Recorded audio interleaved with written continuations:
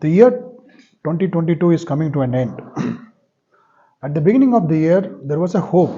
After suffering 2 years from COVID-19, the world had seen some sort of relief when the year began. There was a hope that things will be as usual and normal. There are countries, they have started opening up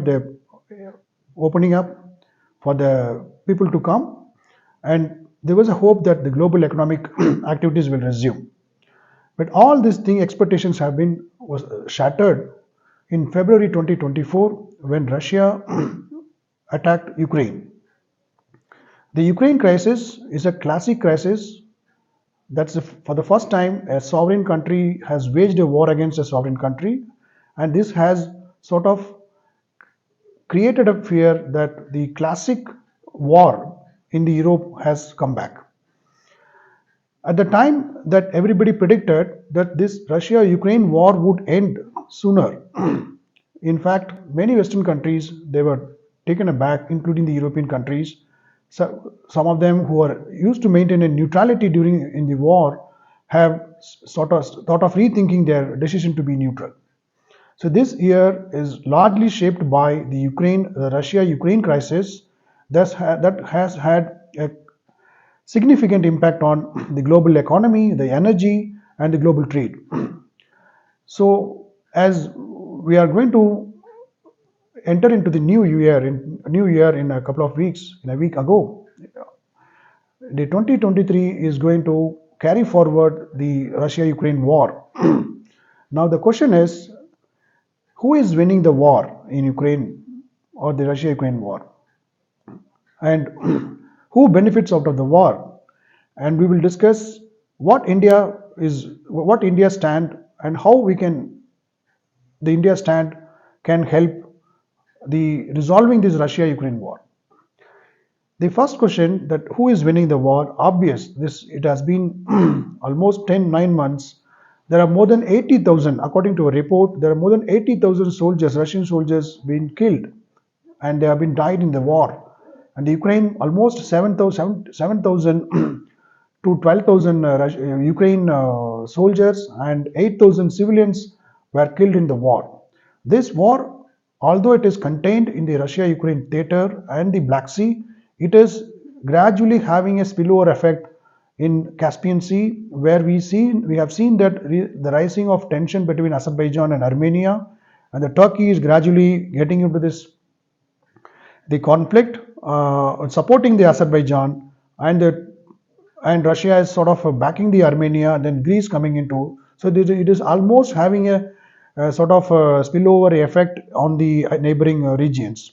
So whether this will continue for a long period. Yesterday, when the United Nations Secretary General has made a statement that the Russia-Ukraine war is not going to end in the immediate time. So we can expect that it is going to be a prolonged armed conflict, I would say, or the war between two sovereign states.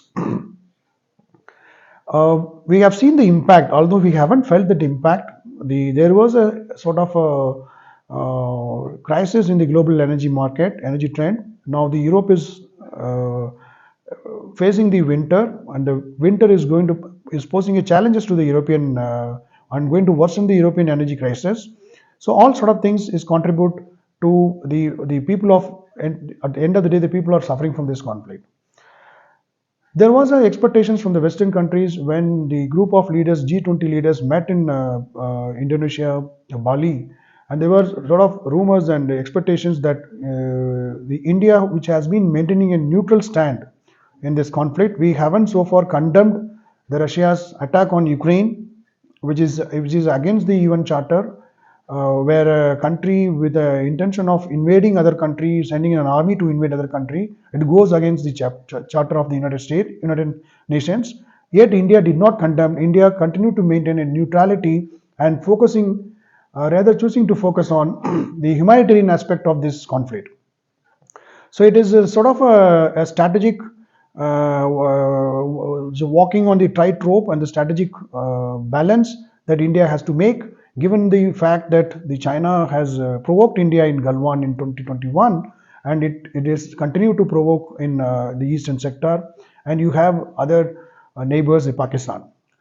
So all this contribute that India stands so far, although it has been criticized by the Western countries that India is tacitly sort of endorsing Russia's stand, and India's abstentions from the United Nations in the resolutions which condemned Russia and even the human rights. India continued to abstain from those resolutions and giving a clear signal that Russia and Ukraine should resolve this crisis through dialogue. But I don't see any end in sight of this conflict. Now the Zelensky is going to visit US, and this will be the first visit of Zelensky to the United States.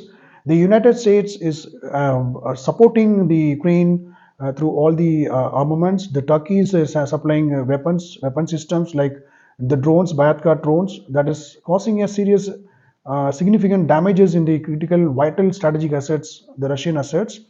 So all this combined, that this war seems to be a different hybrid warfare that the Western countries, although the NATO structure is there, but chosen to fight in a different fashion, and Russia has find it difficult to end this war. As a result, what's going to happen? There are three scenarios is going to emerge. In the first scenario, there will be a sort of all-out war where Russia, if doesn't want to lose the war, it can even take this war to next level and maybe expand its, intensify its attacks in other rest of the regions.